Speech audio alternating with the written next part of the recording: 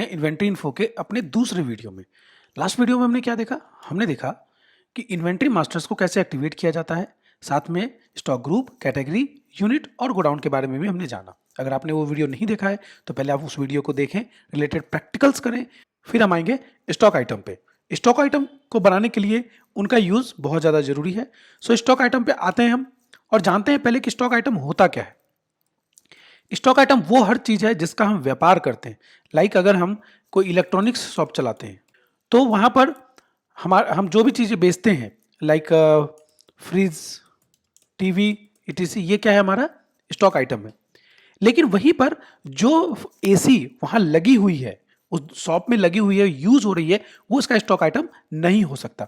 इसी तरह से अगर हम टैली ब्रेन्स की बात करें तो जो कंप्यूटर्स हमारे यहाँ लगे हुए हैं, जो टेबल्स हमारे यहाँ लगी हुई है, वो हमारा स्टॉक आइटम नहीं हो सकता। बल्कि हमारे पास स्टॉक आइटम क्या होगा? जो बुक हम आपको देते हैं, बिकॉज हम उसको सेल करते हैं, उसको उसमें डील करते हैं। इसी तरह से मान लीजिए कि आपने 2 फैंस खरीदे, इसमें एक आपने यूज कर लिया और दूसरा आपने सेल कर दिया, तो क्या दूसरा आपका स्टॉक आइटम होगा? नहीं। एक बार किसी चीज को बेचने से वो आपका बिजनेस नहीं कहलाता। जिस तरह एक बार आप कोई बिल्डिंग बेचेंगे तो आप बिल्डर नहीं कहलाएंगे, उसी तरह से अगर आपके पास कोई सामान है, एक बार आपने बेच दिया तो वो भी स्टॉक आइटम नहीं कहलाएगा। स्टॉक आइटम वो चीज कहलाएगी जिसमें हम रेगुलरली डील करते हैं या उसको हमने खरीदा ही था बेचने के लिए। ठीक। सो आते हैं स्टॉक आइटम में। स्टॉक आइटम की ये डिफॉल्ट स्क्रीन है। अगर आपके टैली में इसमें से कुछ भी ना आए तो F12 से हम उसे एक्टिवेट कर सकते हैं, जिसके बारे में हम आगे देखेंगे। तो सबसे पहले हम एक स्टॉक आइटम बना लेते हैं, LG dual inverter AC 2 ton. अब देखिए मैंने इसको किस तरह से बनाया है। इसमें कंपनी का नाम है, स्पेसिफिकेशन है डुअल इन्वर्टर, प्रोडक्ट क्या है AC, और उसका साइज क्या है 2 टन। तो कभी भी इसको कंप्लीट डिटेल के साथ बनाना है। स्पेलिंग्स पर खासकर ध्यान रखें। ज़्यादातर बच्चे स्पेलिंग्स पे उतना फोकस नहीं करते हैं, लेकिन उस पर ध्यान रखें। लाइक LG, इनको हमने कैपिटल में लिखा है। आपने देखा भी होगा कभी LG का ब्रांड तो हर जगह इसको कैपिटल में लिखते हैं। तो ये चीजें आपके वर्क को जो है स्मार्ट बनाती है, तो इस पर थोड़ा सा फोकस करके रहेंगे। अब हम आते हैं अंडर यानी ग्रुप। ग्रुप का यूज कंपलसरी नहीं है। स्टॉक आइटम में हमने ग्रुप में बताया था कि इसका यूज कंपलसरी नहीं है। फिर भी अगर आप रिपोर्टिंग पर्पज से इसे चाहें तो बना भी सकते हैं। अगर लिस्ट में है तो सिलेक्ट कर सकते हैं। यहां हम देख सकते हैं कि AC से रिलेटेड बना हुआ नहीं है। हम बनाना चाहते हैं तो 2 ऑप्शन है, पहला Alt+C, या हम यहां पर क्रिएट में भी आकर बना सकते हैं। तो हम यहां पर बना लेते हैं AC, या अगर आप और स्पेसिफाइड बनाना चाहो तो हम बना लेते हैं इन्वर्टर AC। ठीक। मैं अगेन चाहता हूं कि इन्वर्टर AC को भी AC के ग्रुप में डाल दिया जाए। तो क्रिएट में जाके मैंने पहले उसे बना लिया, फिर इन्वर्टर AC बना लिया। अब अगला हमारे से पूछ रहा है यूनिट्स। यूनिट कंपलसरी पार्ट है, इसे आप हटा तो सकते हैं F12 से, लेकिन इसके बिना आपका जो स्टॉक आइटम है वो कोई काम का नहीं रहेगा। सो पीसेज के हिसाब से हम इसको लेंगे। रेट ऑफ ड्यूटी ऑप्शन अभी हमारे काम का नहीं है, ये GST से रिलेटेड है। यहां आपसे ओपनिंग क्वांटिटी पूछ रहा है, यानी जिस दिन ये कंपनी आप बना रहे हैं या स्टॉक आइटम इस कंपनी में डाल रहे हैं, अगर तभी आपके पास ये आइटम पहले से है, कुछ भी ओपनिंग स्टॉक में है, तो आप इसे यहां डाल दें, अदरवाइज एंटर करके एक्सेप्ट कर लें। वापस से इसको देखने के लिए या इसमें चेंज या डिलीट करने के लिए अल्टर में आएंगे। स्टॉक आइटम का डायरेक्ट नाम लिख सकते हैं, आप देख सकते हैं डायरेक्ट नाम से भी आ गया। या फिर हम किस में जा सकते हैं? हम स्टॉक आइटम में जा सकते हैं, देन इसमें जा सकते हैं। अगर इसको डिलीट करना हो तो Alt+D से हम डिलीट भी कर सकते हैं, या जो भी चेंजेस हमको यहाँ पे करना हो हम कर सकते हैं। अब वापस से स्टॉक आइटम में आते हैं इसी में, और F12 का यूज करके हम बाकी ऑप्शंस को भी देखते हैं। सबसे पहले हम बैक जाके दोनों को यस कर लेते हैं। तो एलियास एंड लैंग्वेज एलियास, ये दोनों ऑप्शन ऑलरेडी आपको याद होगा, आप पढ़ चुके हैं। अब हम आते हैं पार्ट नंबर पे, provide part number for stock items. इसको यस करके एक्सेप्ट करते हैं। पार्ट नंबर क्या होता है? Product number. अगर आपके हाथ में मोबाइल होगा तो आप उस मोबाइल में भी देख सकते हैं, या जो भी प्रोडक्ट आप यूज करते हैं सब में आपको प्रोडक्ट नंबर या पार्ट नंबर करके दिया हुआ रहता है। ये फीचर खासकर ऐसी जगह पे यूज किया जाता है जहां प्रोडक्ट स्पेसिफिकेशन काफी लाइट होता है। लाइक अगर आप ऑटोमोबाइल इंडस्ट्रीज में जाएं तो जो पार्ट्स होते हैं, जो नट बोल्ट्स होते हैं, उनके बीच में कैसे डिफरेंस किया जाएगा, इसके लिए नंबर दिया रहता है। लाइक मान लो LG का जो प्रोडक्ट स्पेसिफिकेशन है LG T2T हमने डाल दिया, एक्सेप्ट कर लिया। अब क्या है कि अगर मुझे प्रोडक्ट का नाम याद नहीं है तो मैं उसके पार्ट नंबर से भी उसमें जा सकता हूं, LG2T। तो पार्ट नंबर या प्रोडक्ट नंबर दोनों सेम होता है। फिर से F12 कॉन्फ़िगरेशन में जाएंगे। अब हमारे पास दो चीजें हैं, provide description for stock items, provide notes for stock items. आपको अगर याद होगा लेजर में भी हमने इसके बारे में डिस्कस किया था कि आप इसमें कुछ भी अपने याद करने के हिसाब से रख सकते हैं, लेकिन डिस्क्रिप्शन में लिखी गई चीज आगे प्रिंट की जा सकती है, व्यू की जा सकती है, और इसमें लिखी गई चीज आगे प्रिंट या व्यू नहीं की जा सकती। अब अगर ये आप पढ़ें use stock group for stock items, मैं नो कर दूंगा तो ये पीछे जो ग्रुप का ऑप्शन आया था आपके में अंडर का, वो हट जाएगा। आप देखना चाहें तो देख सकते हैं। तो इसे हम वापस से ले आते हैं। इसी तरह से स्टॉक कैटेगरी अगर आपको यहाँ पर एक्टिवेट करनी है तो इसे यस करके एक्सेप्ट कर लें। कैटेगरी में आते ही आपने अगर कंपनीज लेनी है तो ये ऑलरेडी बनी हुई है, तो आप यहाँ से सेलेक्ट कर सकते हैं। अगेन ये कंपलसरी नहीं है। फिर से आगे बढ़ते हैं और आते हैं प्रोवाइड यूनिट फॉर मेजरमेंट। सो अगर मैं इसे यहाँ से नो कर देता हूँ तो यहाँ से ये आगे हट जाएगा जब आप नया स्टॉक आइटम बनाते हैं।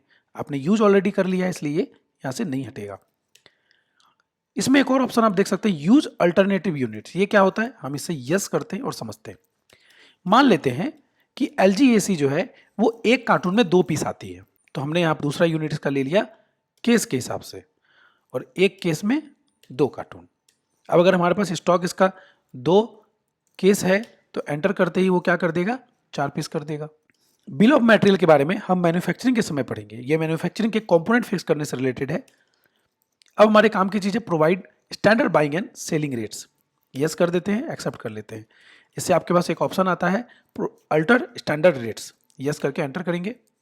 यहाँ पर हम स्टैंडर्ड कॉस्ट यानी परचेज रेट और सेलिंग प्राइस डाल सकते हैं। जब हम परचेज की एंट्री मारेंगे LG में तो 1 अप्रैल से, तो ये डेट हमें दिखाएगा परचेज में, आप वहाँ चेंज कर सकते हैं। इसी तरह सेल में आपके क्या डेट दिखाएगा जो आप यहाँ डाल रहे हैं।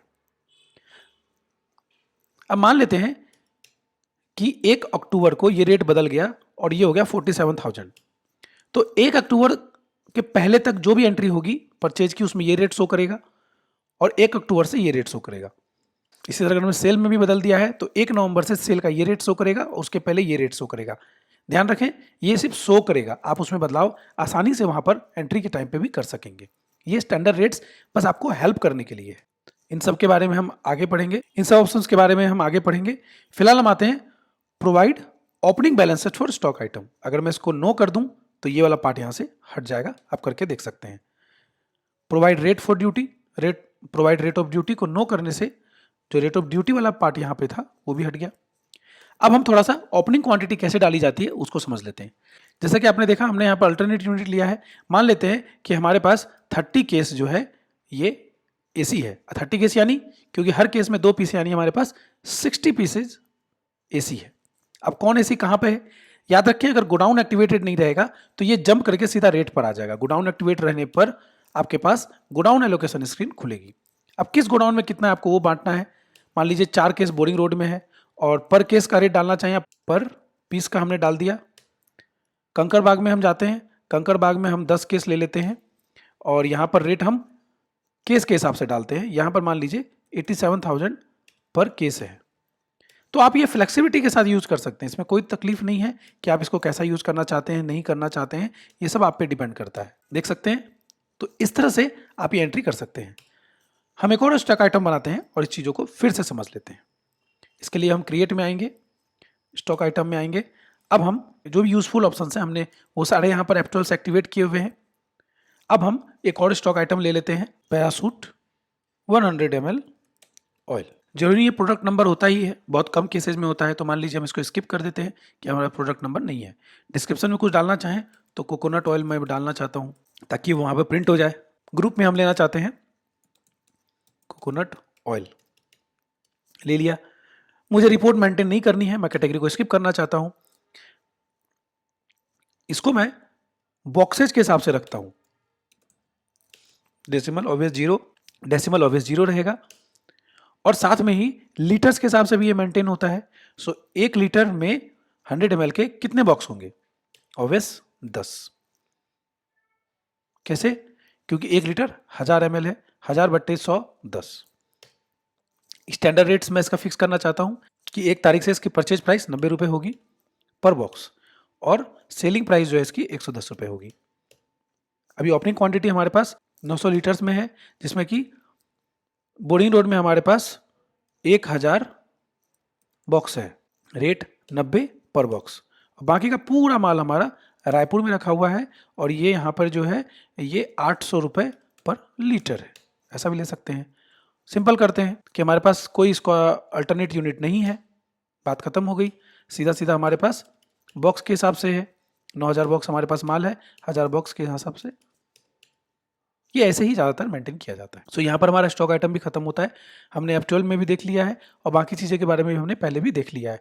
सो आप लोग इसकी प्रैक्टिस कीजिए और इसके बाद आपको मॉक टेस्ट में अपीयर होना है। जो लोग ऑनलाइन यूट्यूब पर देख रहे हैं वो भी मॉक टेस्ट के लिए टैली ब्रेन्स में संपर्क कर सकते हैं।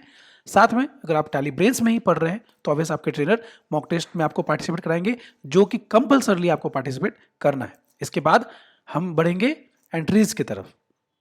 सो तब तक के लिए हैव अ नाइस डे।